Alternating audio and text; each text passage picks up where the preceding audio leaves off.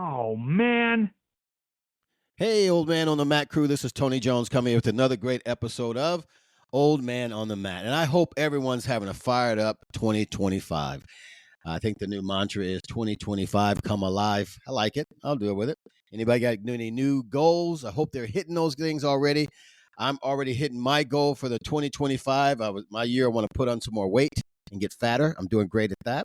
So, but guys, before we get started, once again, like I always say, thank you so much for all your support, all the different platforms you guys are sending back your love and your support, your great comments, and I love the feedback, good or bad. Just keep them coming. Thanks again for hitting our merch up. I know I talk about that a lot, but you guys are blowing me away with all the merch sales. Everything's flying, and I just appreciate everything you guys are doing. So, guys, I am fired up about our guest today. This guy, it's really cool though. It's really cool what he does. He's a pastor.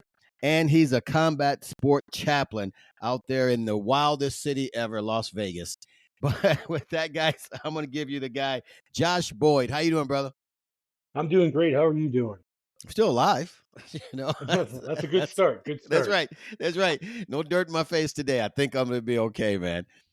How's the weather out there? Because I know all of the United States now has just got freezing weather. Is Las Vegas the same way, or? It's cooler for sure, but it's still beautiful blue skies and plenty of sunshine. A little bit breezy today, but beautiful. Okay. A little jealous because I'm in Illinois and it's just ice everywhere. I finally took my car to the car wash the other day and I thought everything was going to freeze. That wasn't the brightest thing to do in the freezing, but it was fun though. But so we're going to jump in here a little bit. I want to hear about you. I want to hear how'd you get started in your.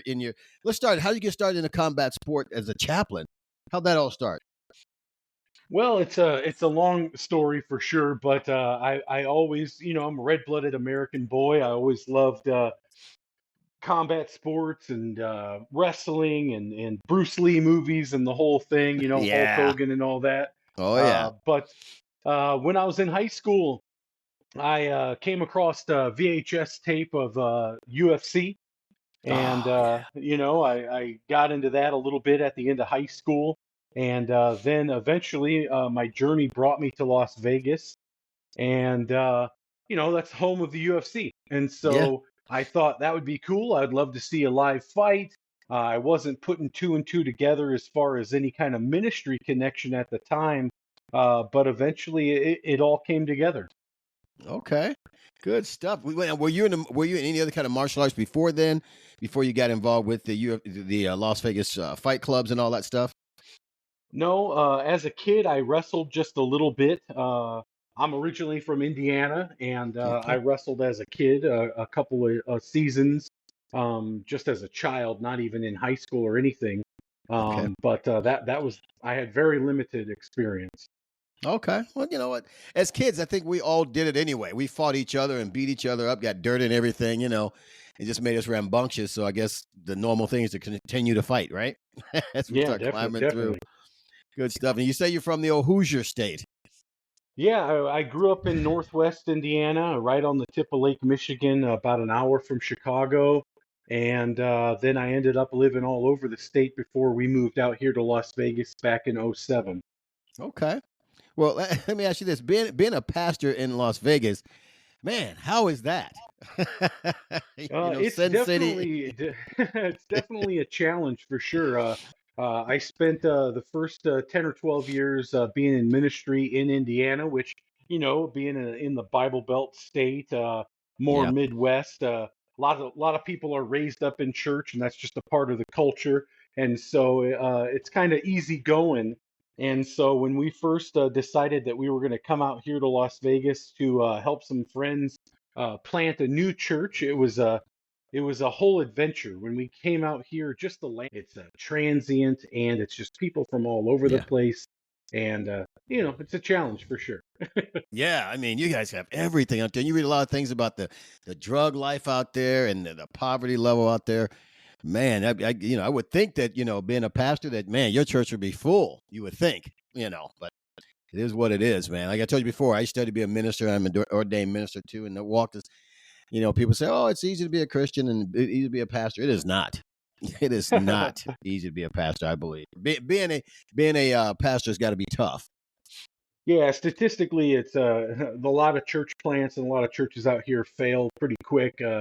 And just a lot of people moving around and stuff like that. But a lot of hurting people. People move here from other places to try to make a go of things and burn out and end up moving back home or wherever they came from. But our church is pretty small. We have about 200 people that would call our church home, and but it's going well, and we Yeah. feel like we're getting some traction. So. Okay. Hey, that's all you can ask for right now. That's for real. That's pretty good though, man. Now, how did that transition to the combat sports? Being a chaplain with the combat sports. Yeah, so that's an interesting story. I mean, originally we didn't come out here with any of that in mind. I was just excited that, this was home of the UFC, and I thought maybe I would be able to just as a fan go to some live events and stuff like that.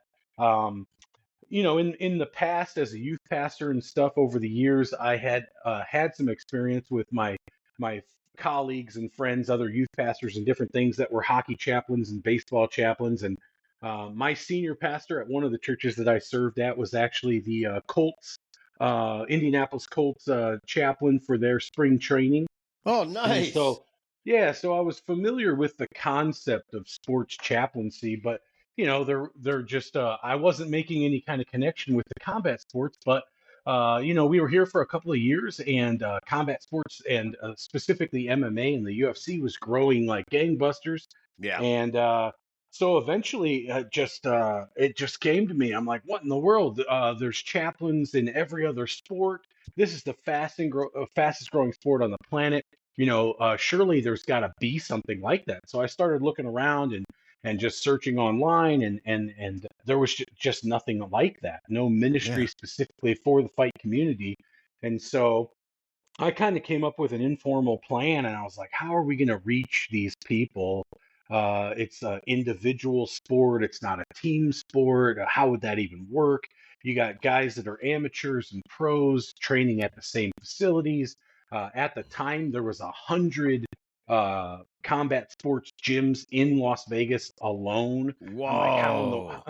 I'm like, how in the world are you going to reach all of those people? And so Wow. I ended up getting connected with some people that were actually doing a ministry for a gym up in Seattle, and they were trying to give me some pointers and this sort of thing. And eventually, I was like, you know what? I'm just gonna have to figure this out because Las Vegas is different than any other place.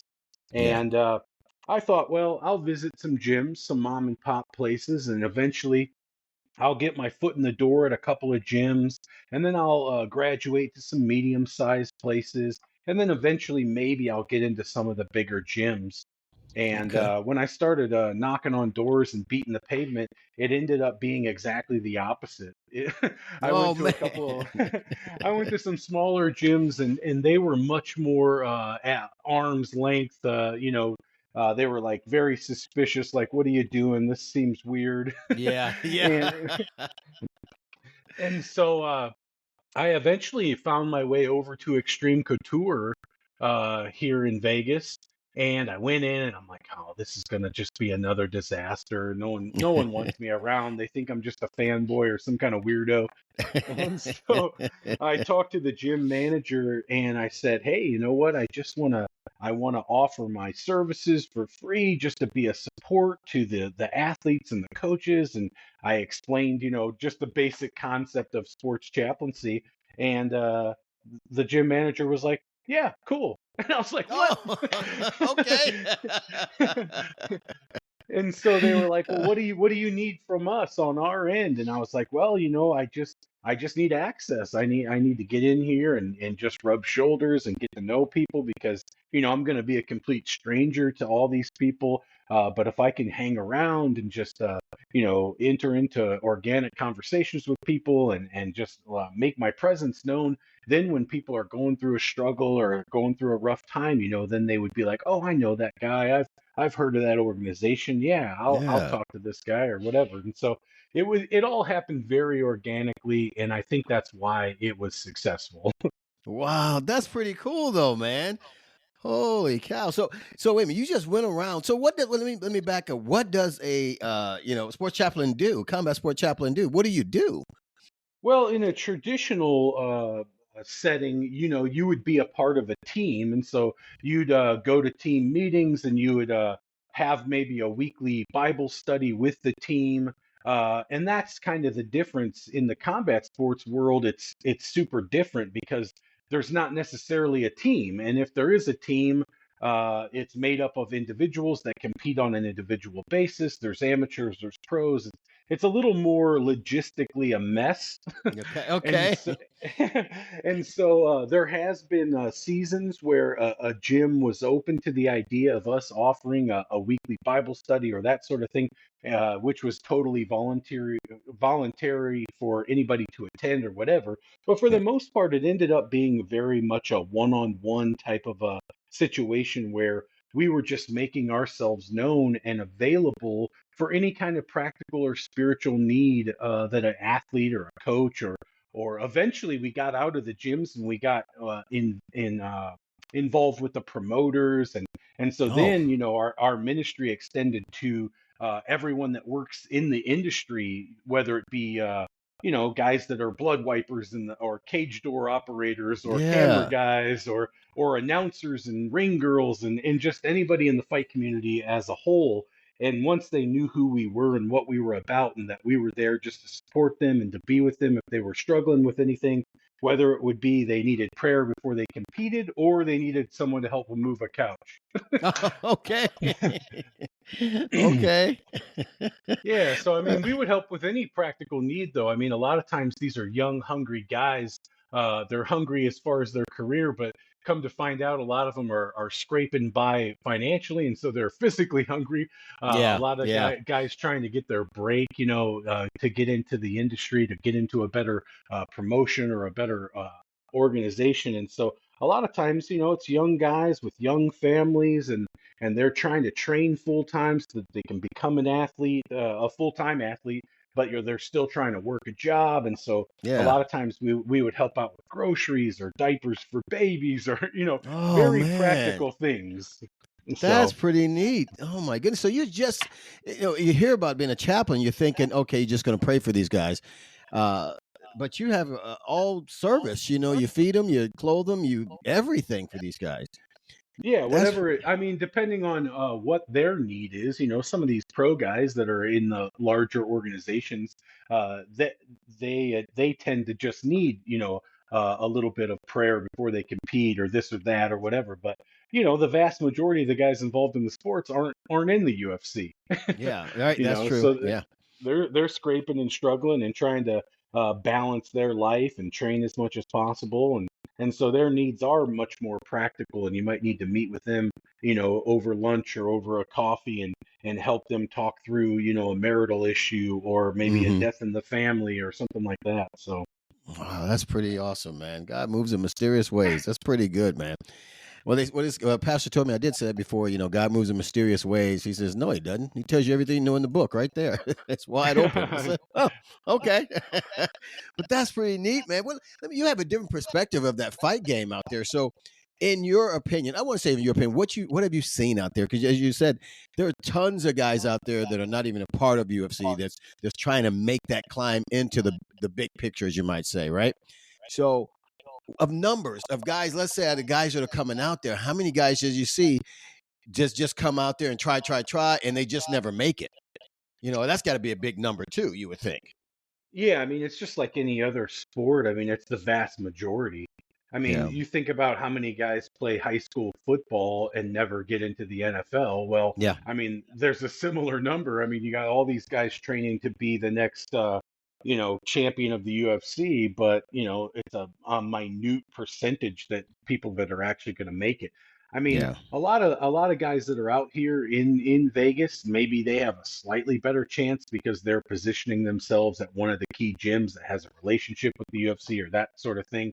But yeah, that's changed over the years as well. I mean, now you have big gyms in Florida and big gyms all across the United States that have a relationship with the UFC and have guys coming in, and so I think the sport itself has changed quite a bit. But yeah, the vast majority of guys out here training, thinking they're going to get into the UFC, just aren't.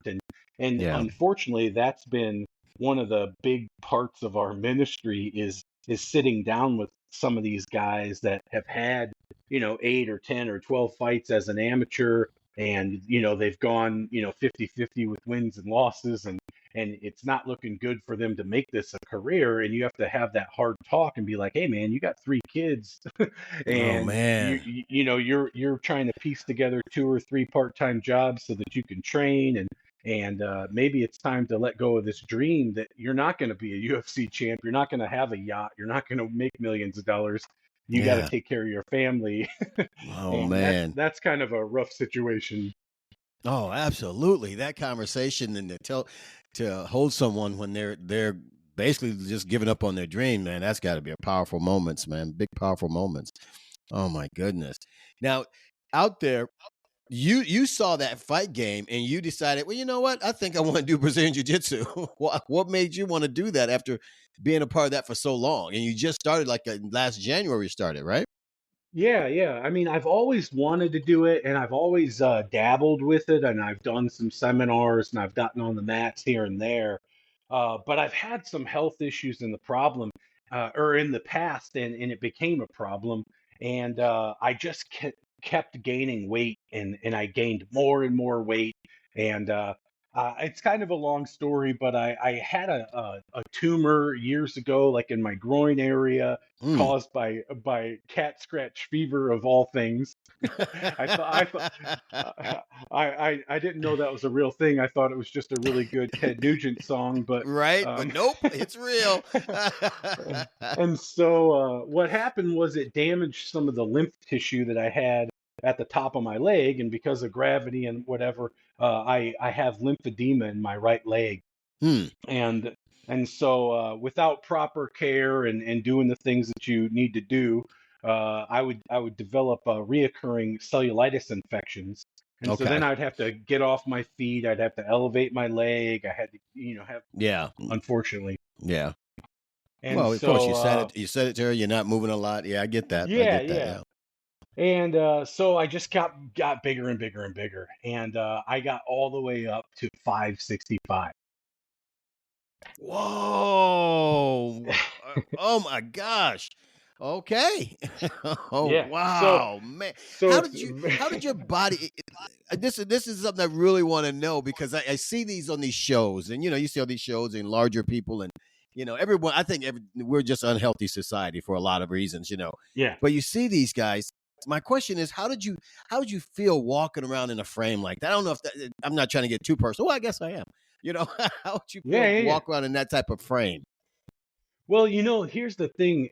It was gradual, Mm. and Yeah. so I think my body, because I was relatively active, I gained the strength I needed to make it happen, and miraculously I didn't have high blood pressure. I wasn't diabetic. I wasn't Wow. on any medications until the very very end.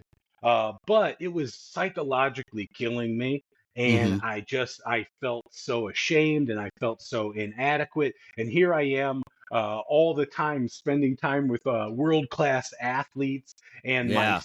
my sons were doing jujitsu and competing in tournaments. And here I am, in my heart and in my spirit, I want to be active and I want to do things. I've always been a big outdoors person and going hiking and stuff. And eventually, I just couldn't do anything. And Wow. then it became this vicious cycle of being ashamed and Yeah. being depressed, and then you eat, and then Yep. and you don't get on planes, and you don't want Yeah. to be seen, and you don't want your picture taken, and so it got very very bad.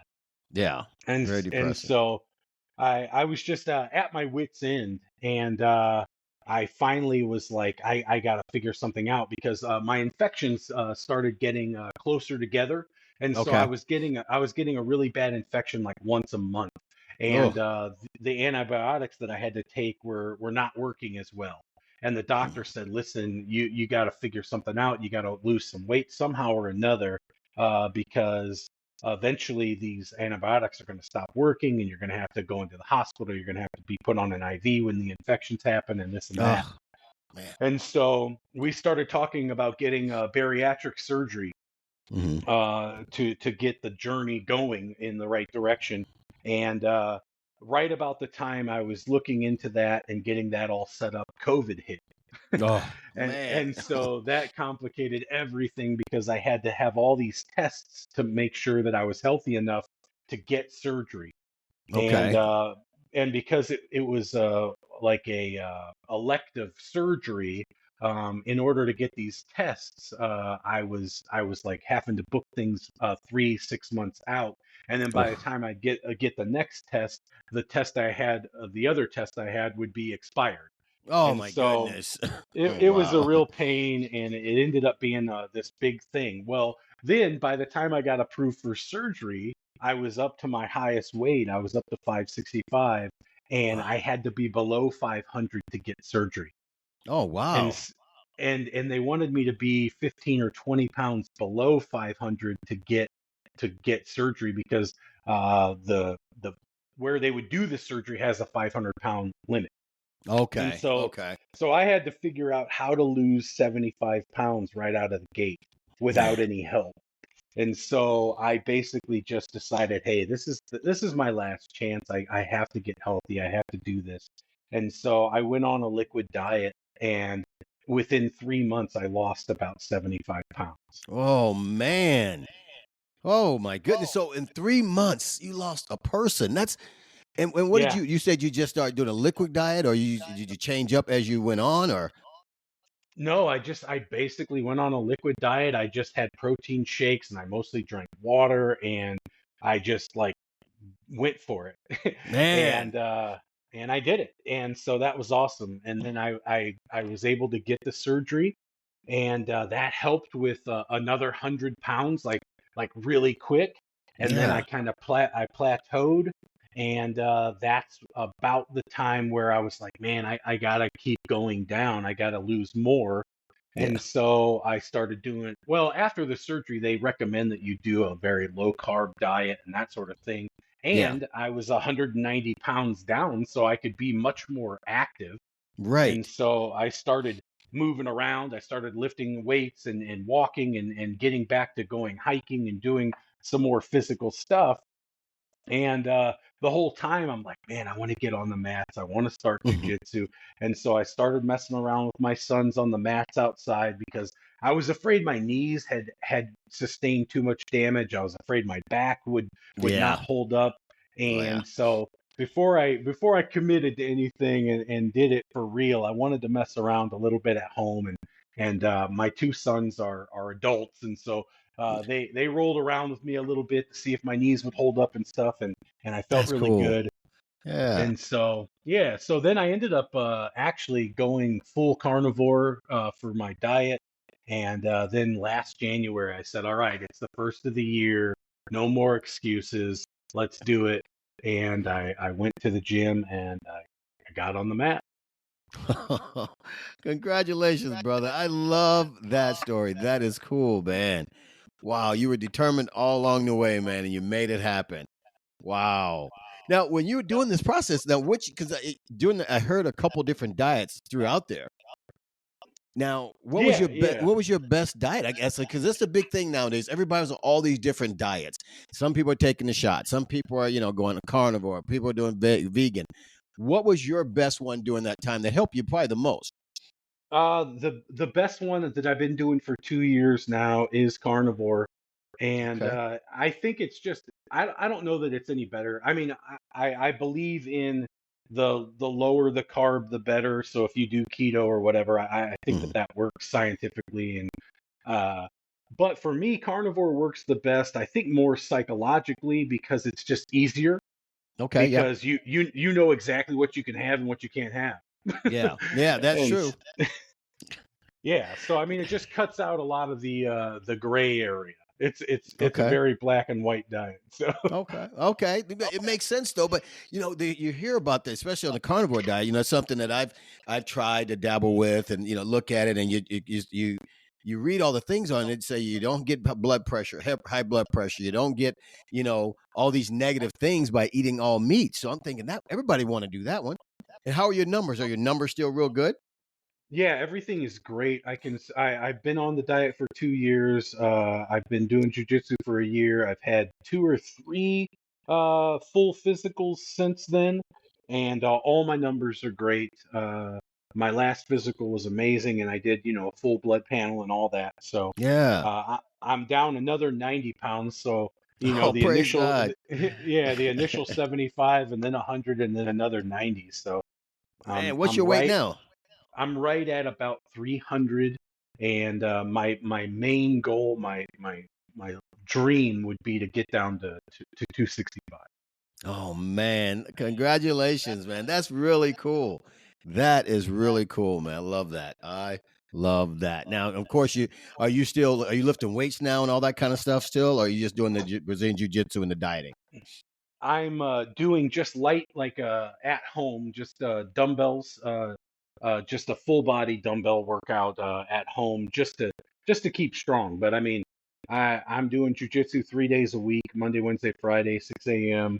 Oh and wow. uh, and I mean, I feel, I'm 47, going on 48, so I mean, I need those Tuesdays and Thursdays off to Yeah, right, recuperate. right. Oh yeah, these old bones don't last, man. They're not like they used to be. And the recovery time. Ugh. Oh man. Now, what are you doing for your recovery? Because I know you got to be sore too. I'm sore. I'm the same way. I'm on the mat 3 or 4 times a week, and I'm sore all the time. Yeah, I think, I don't know, I'm no scientist, but No, what you works know, for you? You know.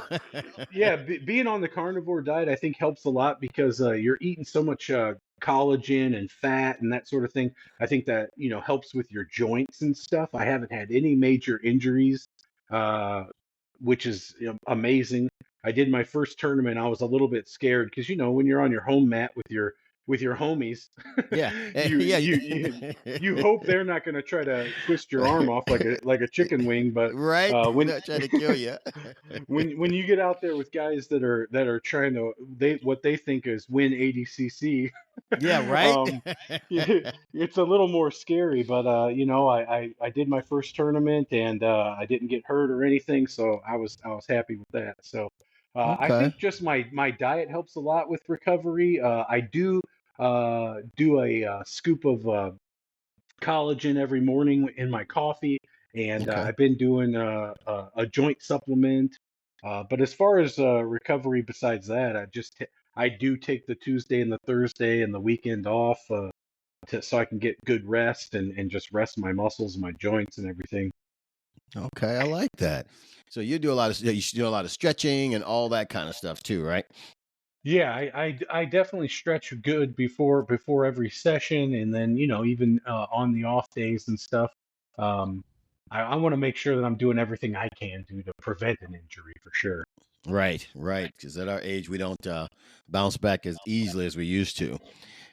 Now, when you're training, now tell me something about your training. Now, when you're on the mat, how are you consciously moving to not be injured, to stay in the game? You know what I mean? Because in Brazilian jiu-jitsu or any martial arts, one little move you can be out for a while. You know, Yeah, yeah. you know what I mean. So, what's your mindset when you train now? You just going for caution, or you're whatever. Yeah, yeah, I think because I'm a bigger guy, and because I'm scared, Okay, fair I, enough. Fair enough. I think that my style lends itself to being safer from injuries, just because I try to stay, tight. I use my weight a lot. When I first started going, my oldest son was my partner, and it was so frustrating because he was a purple belt at the time, and he would just sweep me over and over and over, and I'm just like, Oh man. and I'm like, man, I got 100 pounds on this kid, and he just keeps, sweeping me. And so once I learned to distribute my weight, now I'm all about pressure. I'm all about using my weight. I just get on top, I climb up, I go for a head and arm. I have one move, That's okay, man. and If it and I works, it works. yeah, and so I mean, I love that my coach just turned 50, and Oh, he always talks about being an older guy and how his jujitsu game. is coming full circle, and he's simplifying, he's cutting out steps, and I'm like, Yeah. well, I'm just getting started, but I'm gonna go with that because that sounds great to me. Right. Right. Cut out all that uh, spinning around and barabolas and all that. No yeah, way. yeah. These young guys that are always doing cartwheels and stuff, I'm like, Oh my no. gosh. I'm like, no, I'm skipping all those steps. I'm gonna do what the easiest, the Yeah. shortest distance between 2 points is a straight line. That's me. That's it, man. I'm right there with you, man. I don't know how many times I roll with some of these guys that are young guys and fast and cartwheel and all. I have to grab them and hold them like, you have got to slow down. Stop with this moving stuff. Let's fight my game. How about that?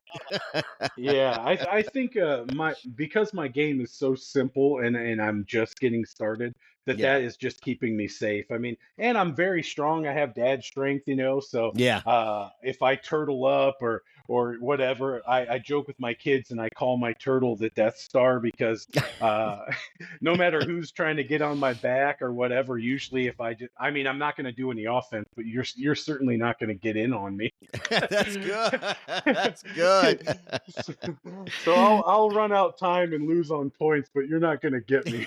That's right. You're not gonna beat me. I'll beat myself. This clock will beat me. That's really good, man.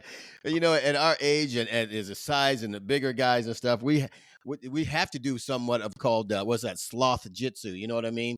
We have Yeah, to for move sure. slower. We have to move more cautiously. We can't do the jerky movements where we jump around and jerk our arm and jerk a leg and all that stuff. Uh-uh. Well, Not me, well, and brother. I'm not afraid to tap for sure, man, Yeah. because when I see guys doing all kinds of joint manipulation and all this stuff, I mean, it makes me want to barf. And Yeah. so, Yeah. and so, so especially if you're doing it on me, man, I'm gonna tap. If you got me, you got me. I'm not gonna. Right. And even for me, I like I said, I love doing a head and arm choke because nothing's gonna crack or break.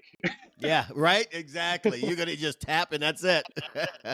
I mean, I like I said, I have 3 kids, and if one of my kids has like a bad injury or whatever, it's gonna gross me out. So there's no way I'm gonna be on the mat trying to break someone's arm. I'll go for blood chokes every time. Every time.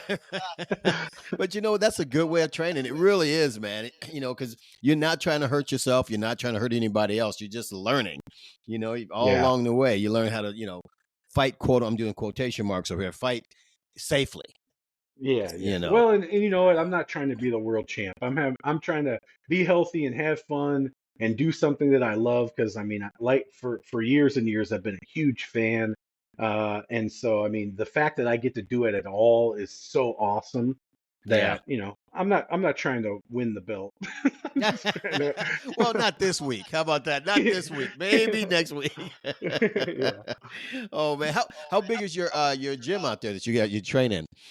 Oh, it's pretty big. I train at 10th Planet, Okay. Las Vegas, and Yeah. it's a good size. I mean, even the 6 a.m. class, there's usually 20 to 30 people there. Oh wow. Okay. Wow. So I assume you're a no gi guy, of course, by 10th Planet. I know that's a no gi, right?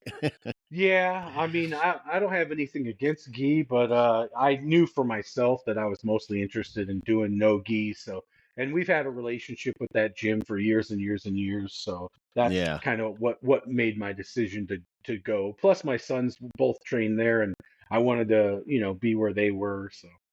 That's pretty cool. Yeah, that's not bad. Man, so you're doing a lot of stuff, man. You do fishing also? Yeah, man, I love the outdoors. I grew up, like I said, in Indiana, so I'm kind of a country boy, even though I lived in more of a metro area. But Yeah. yeah, out here when I first moved out here, I was so unfamiliar with the desert and the wildlife and the fishing opportunities. There's no water out here. There's one river and one lake, so Right. I didn't really know how to do it, and I didn't really crack the code until just a couple of years ago. I started going over to the lake, and I figured it out, and now I go fishing about once a week, and I'm loving Oh, it. cool. I'm having a Really? blast. Okay. Nice, man. It's only one lake out there, so yeah, I guess so. Oh my goodness. So do you live on the strip out there or close to the strip or no? I live 15 minutes from the Strip. You know, the Las Vegas Valley. If you live anywhere in town, you're not terribly far from the Strip. But what's crazy is if you get a couple blocks off the Strip, it's like living anywhere else. I mean, and most locals don't go to the Strip unless they have to. Okay, yeah, Um, yeah. so we always joke that, you know, if you're not on the Strip, it's like you live in Phoenix. Okay, okay. That's good.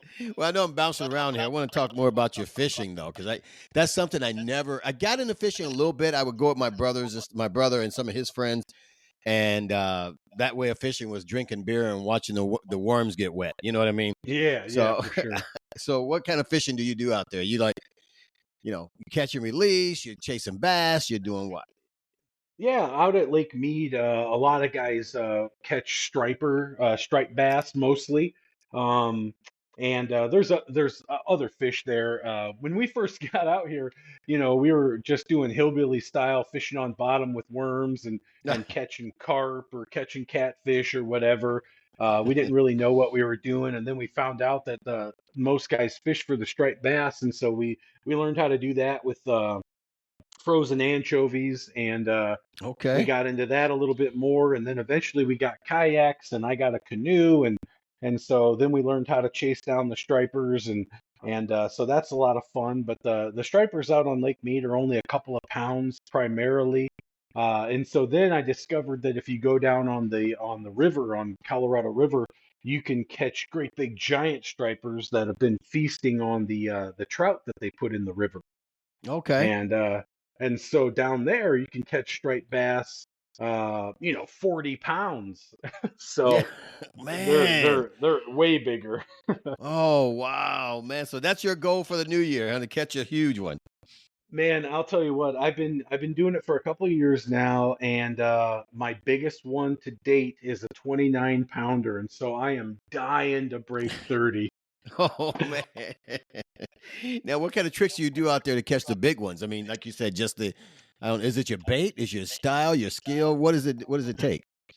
Well, down there on the river, the like I said, the reason that they get so big is that they just slurp up those trout like little protein bars, and then they Oh, get big. And so the key down there, for the most part, is patience. And you're just throwing big baits that look like trout, whether it's a soft bait or a hard bait. A lot of guys troll up and down. A lot of guys they primarily just cast from the shore, but you're just swinging big baits basically, and okay. those bigger fish are getting in a frenzy because they're just gorging themselves on those trout, and every once in a while they'll grab your lure, and then you have the ride of a lifetime. Oh, man. Just listening to you talk about it sounds exciting, man. Now, Yeah, it's a lot of fun. do you do hunting at all, anything like that? I haven't done any, but I've been entertaining the idea. But the thing with fishing is it's relatively cheap, except it gets more and more expensive the more you get involved in it. But hunting is a whole different animal, Yeah. pun intended. Because you start buying guns and stuff like that, and man, you start getting into some serious money. But I Yeah. would love to. I would love to. Oh, man, I love it, man. I'm a hunter too. I do the whole thing. But just when you said that you're out in Las Vegas about the combat, I know that where it used to be. I don't know if you probably know more than I would, better than I would. There used to be this place where you can go, and it's like hand to hand combat where you're shooting. Of course, not real guns, but you're shooting maybe pellets at each other, or whatever. Then once you get out of ammo, you have to fight the guys hand to hand combat. Have you heard of Oh that my out there? gosh, I haven't. That sounds crazy though. I have to look Yeah. that up. I know, and I was like, man, I gotta say, I remember seeing. I was like looking up. This was about a couple years ago. Things to do in Vegas. I was going out to Vegas. There was things to do, and I found that video. And there's a video online showing this whole. It was really cool, man. The lights are flashing. These two teams are fighting. They're shooting each other, and they drop their weapons, and then they go right at a hand to hand combat. I'm like, Oh holy my cow! gosh, that Oh sounds nuts. man, that's been nuts, I'll man. tell That'd been fun. I'll tell you what. Out here, it's the entertainment capital of the world, and there's so much crazy stuff, and there's so many trends that come and go. I Yeah. don't know if that's still here, but man, I'll tell you what, every other week it seems like they come up with some other crazy idea. I know one year you could ride around in a bus with a paintball gun and zombies would attack the bus and you could shoot them with the What? paintball. Yeah. Oh man, that would be so much fun. Didn't they Just start? I'm sorry. Go ahead. anything they can dream up. I mean, they're always trying to outdo everybody else, and so I mean, they're always coming up with something crazy. Oh yeah, anybody would do anything. And looked. I remember seeing they started doing that. The what's that? The like car fighting where you sit in the car and you both are in seatbelts. They blow the whistle. They Oh get out of your yeah, seatbelts. You fight in the car. I'm like, who are these people yeah, giving rides to? They got to fight to get in out of the car. yeah. That's nuts. I've seen videos of that as well. Man, I'm telling you, these sports, it is so funny. I remember the funniest thing I've ever seen. This was years ago. I was watching television late night, can't sleep, turn on some the obscure ESPN channel. You know what I mean? The number 7 down the line ESPN, Right. and they had competition, the championship for rock paper scissors. Oh my. And I know. And these guys were legit. They had the one guy was giving the guy water, rubbing his shoulder, and he was flashing around doing the, rock or the paper. And they were serious. I thought it was a spoof, but it was very serious, man. I'm like, really? Rock, paper, scissors Yeah, championship. I've seen all kinds of crazy stuff. I mean, you have the girls that are riding the horse head on the stick, hobby Yeah. horses or what, and they're like doing jumps and doing tricks, and I'm just like, what is happening? I wonder if they have people gambling on those. I wonder. Oh my goodness, it's so weird. Hey, if you can think of it, they're going to create a sport out of it, I believe, man. Oh, Yeah, man. I think people are getting too bored, I think. You know what? I think it is. When we taking the caps off of all entertainment, we are going to get to the point where all the crazy stuff is not enough. We got to find more and more and more stuff. Like what's that? The slap fighting now. You stand there and smack each other, and oh yeah. Yeah, I like the yeah. good old fighting. You stay in the ring. Let's fight and be done with it. You know what I mean? But Yeah, they have man, the guys in the cage that are fighting with like armor and swords and yeah. stuff. I'm like, Oh my gosh, man. They used to do that when I was in college. It was what was it called? LARPing?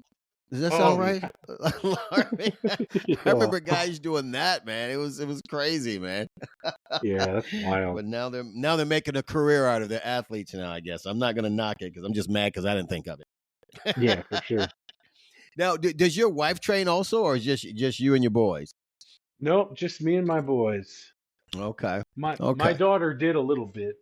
She's mean enough, but she didn't stick with She probably was killing everybody. They asked her to leave, probably. it.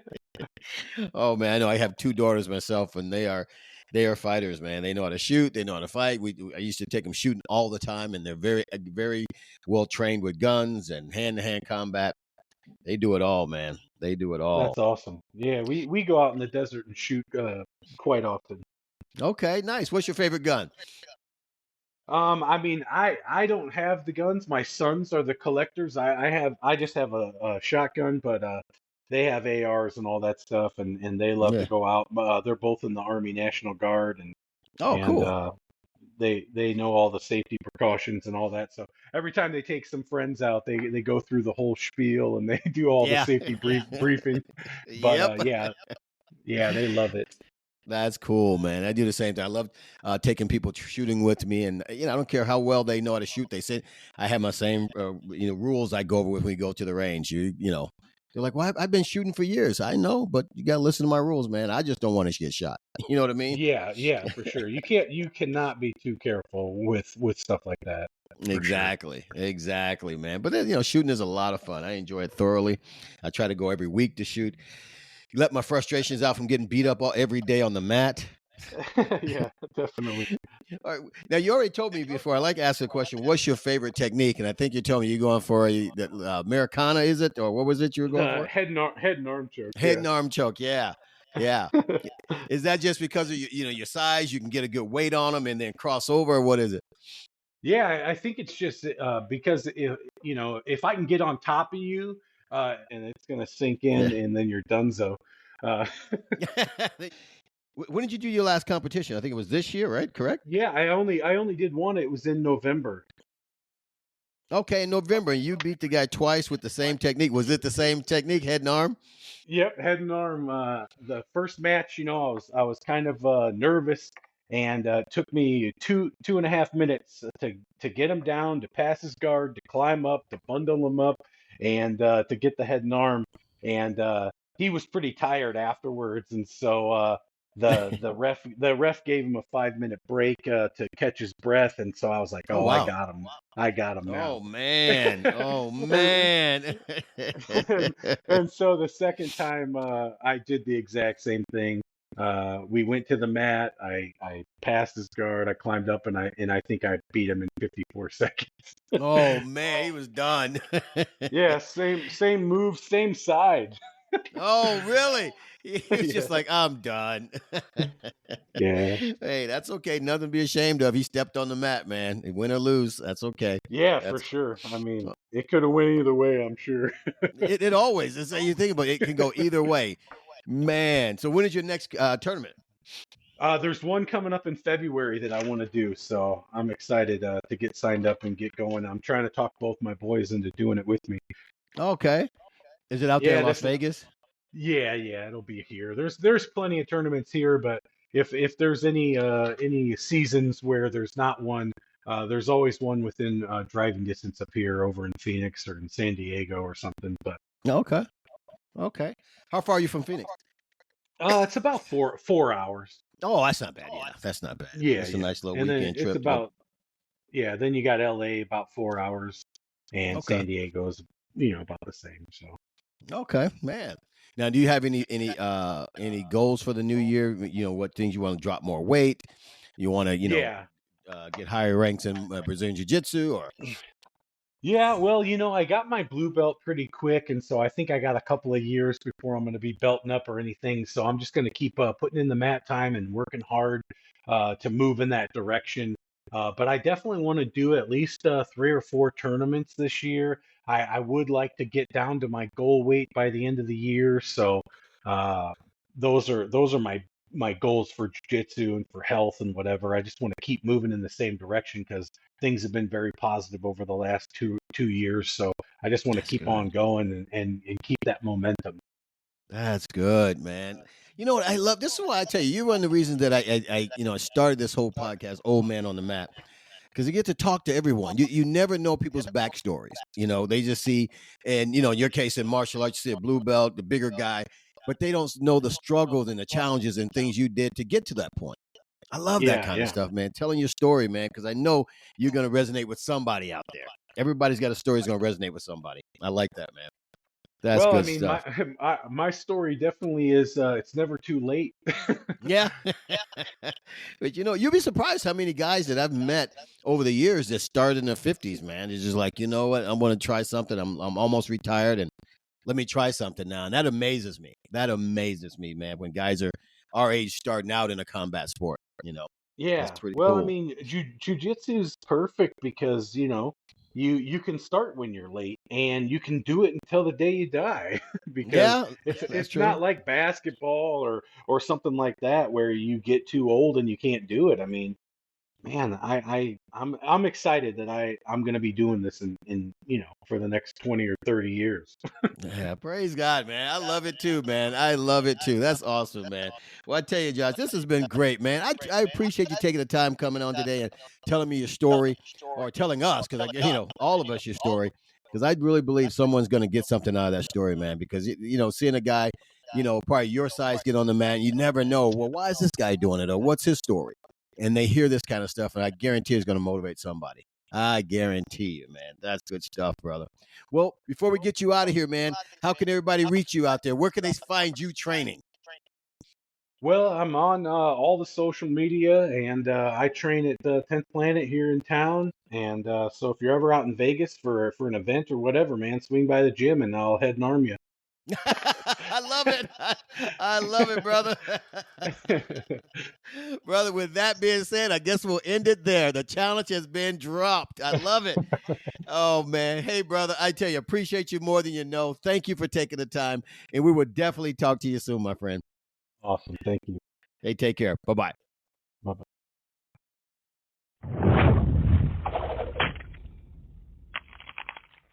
Oh man.